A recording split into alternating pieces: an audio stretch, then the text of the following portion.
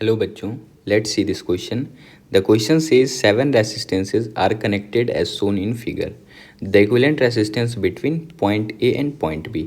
हमें ये point B और ये पॉइंट ए के बीच में इक्विवेलेंट रेसिस्टेंस फाइंड करना है. Key concept of the question is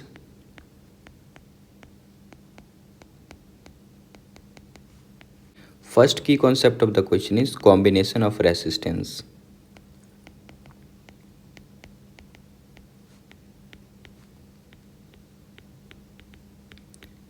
अगर आपको सीरीज और पैरेलल के केस में रेसिस्टेंस को कंबाइन करना आता है तो अभी आप इस क्वेश्चन को इजी तरीके से कर सकते हो. एंड सेकंड की concept of the question is same potential point concept. अगर आप सर्किट में सेम पोटेंशियल वाला पॉइंट ढूंढ पाते हो तो भी आप सर्किट को इजी तरीके से सिंप्लीफाई कर सकते हो. तो इन दोनों की कॉन्सेप्ट की हेल्प से हम लोग इस क्वेश्चन को सॉल्व करेंगे.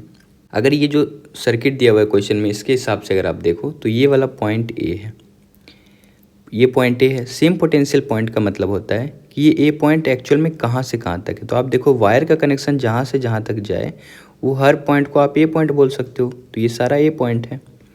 और दूसरा अगर बी पॉइंट की बात करो तो बी पॉइंट यहाँ पे है और बी पॉइंट को आप ऐसा बोल सकते हो, ये भी बी पॉइंट आप बोल सकते हो, यहाँ पे बी से भी बी पॉइंट बोल सकते हो. तो ये जो ब्लू वाला से जितना दिख रहा है ये सारा पॉइंट बी है. इसके अलावा सर्किट में आप कोई तीसरा चौथा पॉइंट भी मान सकते हो. जैसे मैं ये जो नीचे वायर जो आपको दिख रहा है, ये वाला वायर, ये वाला, ये सारा एक ही पॉइंट है. आप इसे अगर पॉइंट सी नाम देना चाहो तो आप देखोगे ये सी सी सी और ये हर पॉइंट को आप सी बोल सकते हो क्योंकि ये सेम पोटेंशियल वाला पॉइंट है. इसके अलावा सर्किट में और कोई पॉइंट अगर मानना चाहो तो एक पॉइंट यहाँ पे बन रहा है, इस पॉइंट को आप नेम दे सकते हो, कुछ भी मान लो, ई मान लो, आप ए बी सी डी मान लेते हैं तो इस पॉइंट को आप डी मान लो. तो ये पूरा सर्किट 4 पॉइंट में डिवाइड हो गया और ये सारा रेसिस्टेंस इसी 4 पॉइंट के बीच लगा हुआ है. अगर इसे आप वापस से सिंप्लीफाई करके लिखोगे तो ये थोड़ा आपको आसान दिखने लगेगा. जैसे हम लोग सपोज 4 पॉइंट बना लेते हैं, ये पॉइंट ए बना लेते हैं और यहाँ पे पॉइंट बी और 2 पॉइंट और लगा लेते हैं, point C and point D. आप रैंडमली कैसे भी पॉइंट चूज़ कर सकते हो सकता है आपको एक बार और इसे रीअसेंबल करने की ज़रूरत पड़े, पर पॉइंट आप कैसे भी मान सकते हो. तो ये 4 पॉइंट है, इस सारे रेसिस्टेंस को इसी 4 पॉइंट के बीच में कनेक्ट करना है. अगर आप इस 5 ओम को देखो तो ये 5 ओम किस किस पॉइंट के बीच लगा, ए और सी के बीच लगा है. तो आप यहाँ से ए और सी के बीच एक 5 ओम का रेसिस्टेंस लगा सकते हो. इसके अलावा ये 10 ओम और ये 10 ओम, ये दोनों एक्चुअल में ए और डी के बीच लगा है. तो ए और डी के बीच में 2 रेसिस्टेंस 10 ओम का लगा हो, ये भी 10 ओम और एक और रेसिस्टेंस है ये भी 10 ओम. ये दोनों एक्चुअल में पैरेलल में. इसे आप पहले भी सॉल्व कर सकते थे, नहीं तो सर्किट में मैं रीअसेंबल कर रहा हूँ तो फाइनली लास्ट में सॉल्व कर लेंगे. इसके अलावा थर्ड रेसिस्टेंस 8 ओम, ये डी और सी के बीच में लगा है.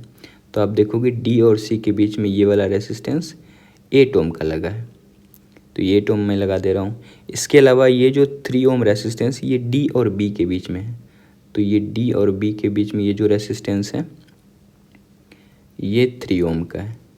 इसके अलावा ये जो लास्ट का जो 2 रेसिस्टेंस है 6 ओम और 6 ओम, ये बी और सी के बीच लगा है. तो ये बी और सी के बीच लगा है ये दोनों, और दोनों रेसिस्टेंस की वैल्यू 6 ओम और 6 ओम है. तो आप सर्किट पहले से थोड़ा सिंप्लीफाई दिख रहा होगा और हमें इसी दोनों पॉइंट के बीच में इक्विवेलेंट रेसिस्टेंस निकालना है. तो आप इजली देख पा रहे होगे ये दोनों रेसिस्टेंस तो पहले पैरेलल में है 10 और 10, और ये दोनों भी पैरेलल में है. इसके अलावा और कोई सीरीज़ पैरेलल में नहीं है. तो एक बार अगर आप और इसे सिंप्लीफाई करते हो तो ये पॉइंट ए में मान ले रहा हूँ, ये पॉइंट बी है, यहाँ पे पॉइंट सी है और यहाँ पे पॉइंट डी है. अगर आप इन दोनों 6 वाले का पैरेलल में लगाते हो तो क्या लगाओगे, 6 × 6 divided by 6 + 6, R1 R2 divided by R1 + R2 formula होता है. तो ये आ जाएगा 3. और वैसे ही 10 और 10 का पैरेलल में लगाओ तो 10 × 10 डिवाइडेड बाई 10 + 10, तो ये आ जाएगा 5. ठीक है, तो उन दोनों 6 और 6 का इक्विवेलेंट 3 आया और 10 और 10 का 5 आया. तो मैं इसे अगर लगाऊं तो ये 5 ओम जो है ये तो पहले से ए और सी के बीच लगा है, तो ये मैं ऐसे ही लगा दे रहा हूँ, ये 5 ओम है. इसके अलावा ए और डी के बीच में जो 10 ओम था ये अब 5 बन गया है, तो ये यहाँ पे ये भी 5 ओम है. इसके अलावा ये 6 और 6 मिलके 3 बन गया है सी और बी के बीच में, तो ये 3 है। और ये 3 जो है लास्ट, ये डी और बी के बीच में लगा हुआ है, ये भी 3 ओम है। और एक मिडिल वाला जो रेसिस्टेंस है 8 ओम, ये सी और डी के बीच लगा है, तो ये 8 ओम। अब आप इजीली तरीके से देख पा रहे होगे ये ए और डी पॉइंट है, ए और डी पॉइंट है। और आप अगर वीट स्टोन पढ़े होगे तो ये बिल्कुल वीट स्टोन ब्रिज बन रहा है। वीट स्टोन का कॉन्सेप्ट क्या होता है, R1/R2 is equal to R3/R4। तो आप देख सकते हो 5/5 1 होता है, इज इक्वल टू 3/3 भी 1 होता है। तो ये दोनों रेशियो बराबर है। तो इसका मतलब ये जो बीच वाला रेसिस्टेंस ये आपके किसी काम का नहीं रह जाएगा, इसे आप एलिमिनेट कर सकते हो। तो एलिमिनेट जैसे ही करोगे तो ये देखो ऊपर वाला दोनों सीरीज में आ जाएगा। ये ए पॉइंट है, ये बी पॉइंट है, ये 5 ओम के साथ एक और 5 ओम जो है सी पॉइंट के बीच में, ये दोनों सीरीज में आ जाएगी। ये सी पॉइंट था। और नीचे वाला भी 5 ओम, सॉरी 3 ओम के साथ, ये डी पॉइंट है, ये 3 ओम के साथ सीरीज में आ जाएगी। ये 5 है, ये 3 है, ये 5 है, ये 3 है। अब ये देखो ये दोनों सीरीज में है, 5 और 3 8 हो गया, ये दोनों भी सीरीज में है 8 हो गया। तब आप 8 और 8 का पैरेलल में, ये दोनों 8 हो गया, ये दोनों 8 हो गया। ए और बी के बीच में 8 और 8 पैरेलल में है। तो आर ए बी अगर आप डायरेक्ट निकालना चाहो तो R1/R2 डिवाइडेड बाई R1+R2, यानी 8 × 8 डिवाइडेड बाई 8+8, तो 64/16 हो जाएगा। तो ये 4 ओम आ जाएगा।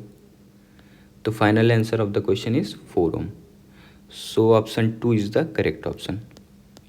Hope you understood it well. Best of luck. Thank you.